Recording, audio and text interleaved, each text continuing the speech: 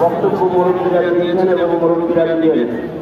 তবে আমার নামে মামলা হলো আমি একটু বোমা মারছি, আমার নেতাদের নামে মামলা হলো তারা গাড়ি পোড়াইছে। মিথ্যা মামলা দিয়ে আমাদেরকে জেলখানায় বন্দী করে ওলামায়ে কেরামদেরকে অত্যাচার করা হয়েছে। আমরা সরকারের কাছে দাবি জানাবো মামলাগুলোকে দ্রুত মামলাগুলোকে শেষ করে দিন, অন্যথায় আপনারা শেষ হয়ে যাবেন। আর আমরা আমাদের নেতাকে বলি, আমি হেফাজত তথা হেফাজতের নেতৃবৃন্দকে বলছি, আপনারা আহ্বান করেছেন আজকে আমরা তাওয়াক্কুল দেশে এসেছি।